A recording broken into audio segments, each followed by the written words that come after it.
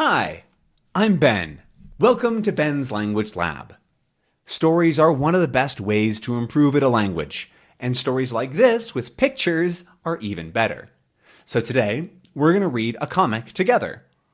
This video is meant for English beginners, and so if you need, there are subtitles available, or you can see the entire transcript and more on my website, benslanguagelab.com.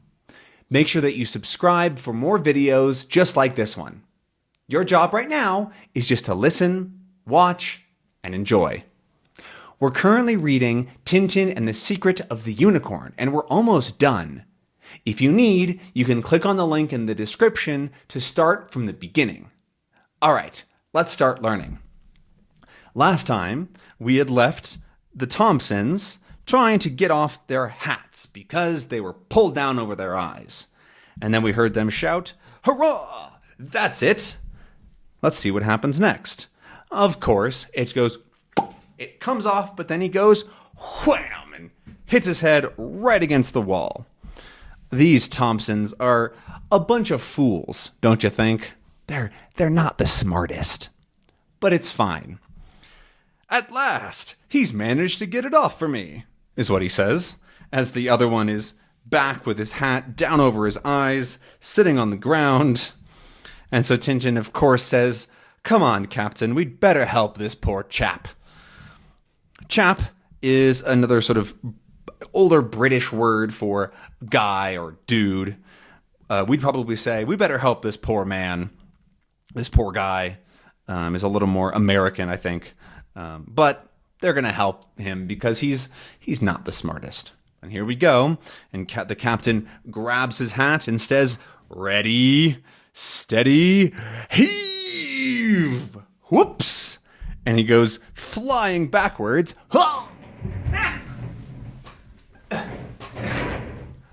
Just as I went flying backwards. And then smash! Right into Nestor, I believe is his name. Old Nestor. And he smashes right into him, and his brandy or whiskey or whatever it was goes flying up into the air. Let's keep going then. And then he looks at the ground. No! All of the drink has spilled and shattered and exploded. He's so sad. "Captain," says Tintin, "as soon as we return, we'll see Mr. Sakharin. I'm sure he took the two scrolls." "Yes, we've only got one," says the captain. So this is about the scrolls again. They're still missing two. They only have one, but they want all three, right? But then, one? Great snakes! We haven't even got that, he says. He realizes they actually have zero. The Bird brothers took it. But we can get it back, right? The two brothers, right? This guy and his brother had taken his scroll. But then Tintin says to him, "Give me back the parchment you stole from my room." He says, "You stole it from me." The one from the room, he says. "Give it back? That's impossible. Max has it in his pocket," he says. Because he doesn't have it. Max, his other brother, has it inside of his pocket. So I can't give it to you. And then he says, "Ring up the police station at once. Give them a description of Max Bird and his car number, LX188. And then we'll go straight back into town," he says. So he's asking them to ring up the police station. Ring, ring, ring. Hello? Right, they're ringing up the police station, which is where the police work, and give them the description of Max Bird. So that's the guy, right?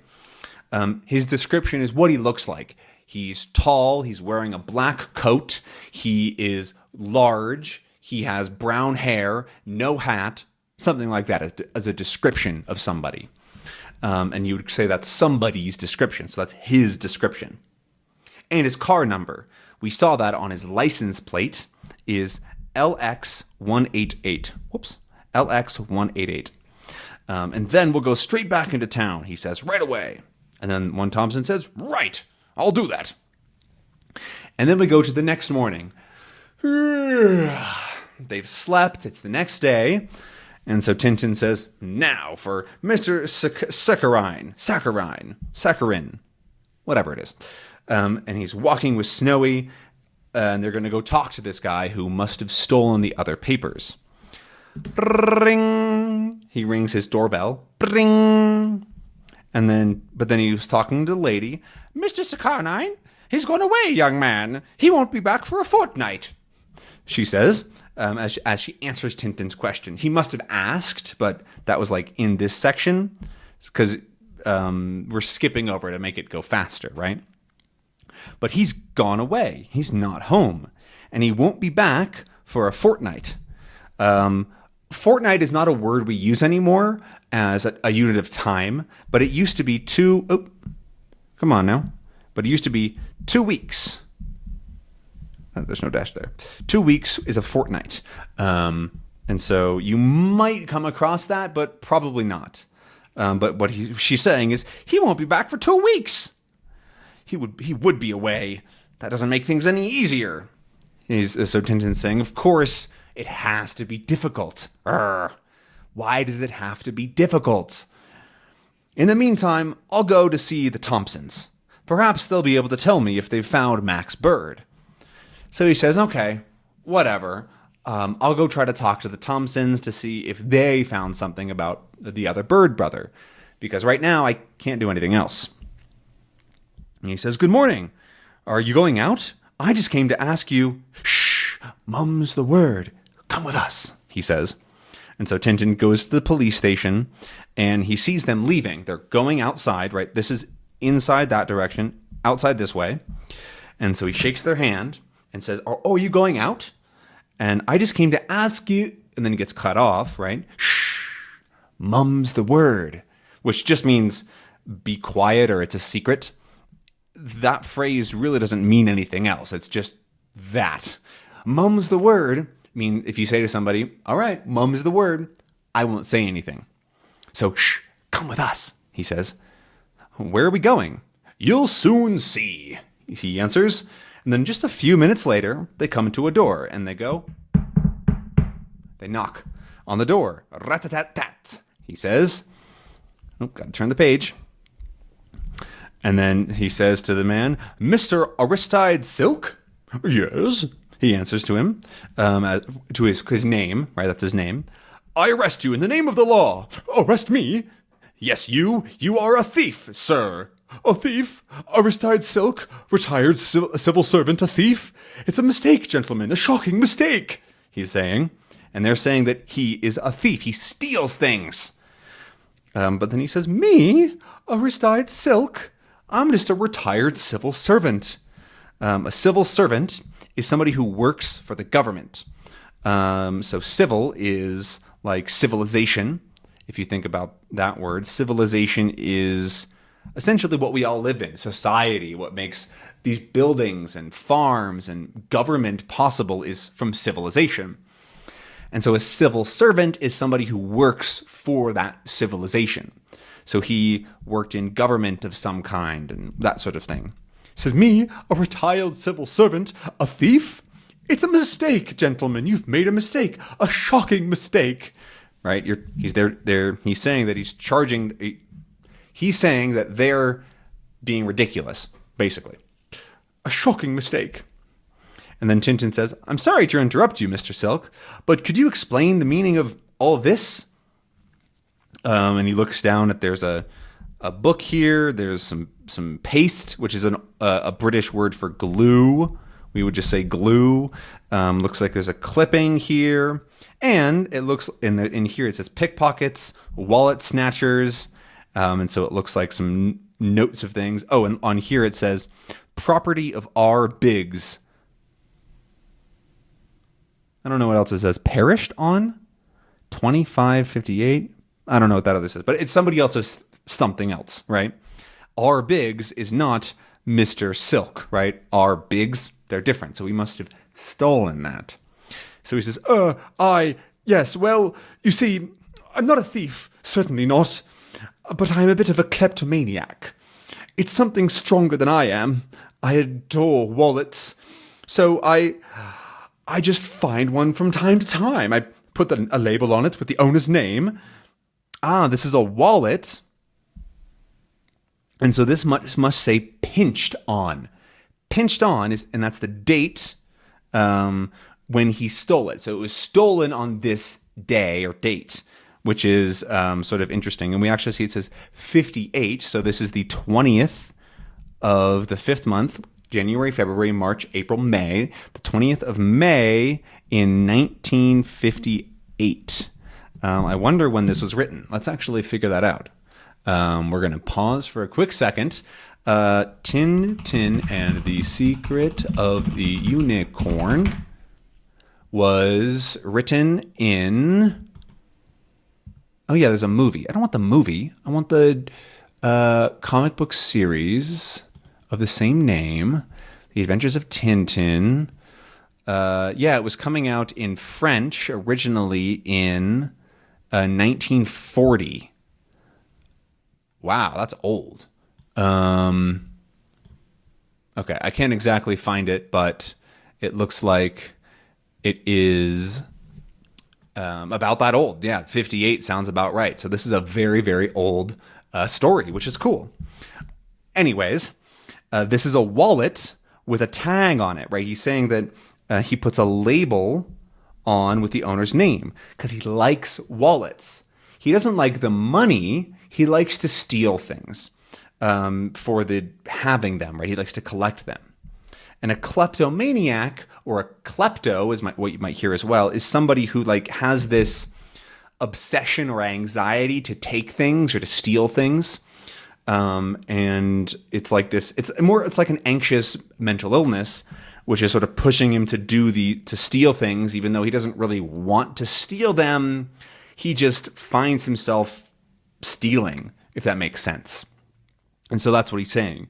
I'm not a thief, certainly not, but I'm a bit of a kleptomaniac. It's something stronger than I am, because he doesn't really want to steal wallets, but his mind is sort of pushing him to. That doesn't make it okay, but that's what he's saying. I adore wallets. I love wallets. So I just find one from time to time, he says.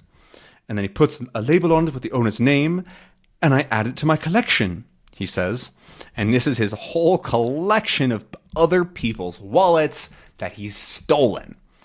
And that's what he likes. He likes to just have the things, right? So he has the letters on them, right? We see A, B, C. There must be D, E, F, G, H. So he must have hundreds and hundreds of wallets of different people, of other people's wallets, right? And I add it to my collection, he says. I venture to say, gentlemen, this is a unique collection of its kind, and when I tell you that it only took me 3 months to assemble, you'll agree that it's a remarkable achievement, he says. And so let's break that down. He's going to venture to say a unique collection of its kind, and it only took him 3 months to put together, which is amazing, he's saying. So, I venture to say is like, I dare say, or I'll venture in to say, it's like the same root as adventure. He's going to dare to say, he's going to try to say, and he's going to claim that it is a unique collection, one of them. There's one of these stolen wallet collections in the world. And of its kind, right? There's other collections of stamps or dog collars, water bottles, I don't know. And it only took him 3 months, 90 days is what he's saying, to steal all of those wallets. And so that's probably a couple of wallets every single day. And so he found himself stealing these.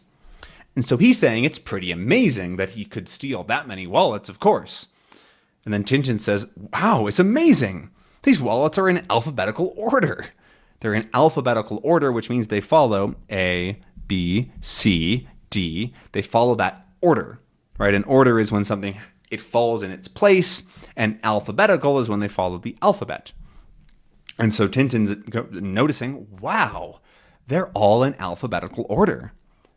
I wonder if by some extraordinary coincidence, he's wondering, and he looks and he goes, hooray! Property of Max Bird, the man who he was looking for. They're looking for, rather, because if you remember, the birds thought that Tintin had stolen the papers. And so Tintin realizes, I didn't steal the papers. I didn't steal the scrolls. So I wonder. And so he goes over to M, I bet, or B rather, because Bird. He goes over to B and he finds Max Bird's wallet, pinched just a few weeks earlier on the 1st. And then he says, yes, hooray! And here are the 2 pieces of parchment. Captain, Red Rackham's treasure is ours. He finds, and then he drops the wallet right onto Snowy's head. And so now he's saying that he has the 2 papers here, and then the other one, although I think he's might have lost it, right? We'll see. But that means they have 3 papers now, because Mr. Silk stole them. He says, goodbye. Don't forget to look under the letter T, he says. The letter T? They ask, why the letter T? Look under the letter T? Why T? Good gracious, this belongs to me, he realizes, because, of course, they're not the most intelligent, and they forgot that they had their wallet stolen just a few weeks ago. The property of Thompson, this is yours. Property of Thompson, property of Thompson, property of Thompson, property of Thompson, Thompson. And so they find all of their wallets because they had their wallets stolen 1, 2, 3, 4, 5, 6, 7, 8, 9, 10 times. Oh my God. Bunch of fools. A bunch of idiots. And these are all of their wallets that they got stolen by this one person. By one person in a couple of days. Idiots. And the next day, we're now with Captain and Tintin. Red Rackham's treasure is ours. It's easy enough to say. We found the 2 scrolls, I know, but we still haven't got the 3rd, he's saying. He's upset because they need 3. And like I said, they only actually have 2 right now. They have these 2, and they lost the one that was in Tintin's apartment. It looks as if, he says he's reading closer, and then we hear, ring, ring, ring, ring. Hello? Yes, it's me. Good morning. What? You've arrested him? They're very surprised. He's very surprised. And he's talking on the phone, and they've arrested somebody. That's so exciting. Well, not exactly. But thanks to the clues we gave, they managed to catch him trying to leave the country.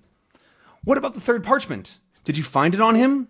And so here we see Max Bird, the other brother, and they found him, but thanks to the clues we gave, right? So this guy found him as he was trying to leave the country. He was trying to go abroad.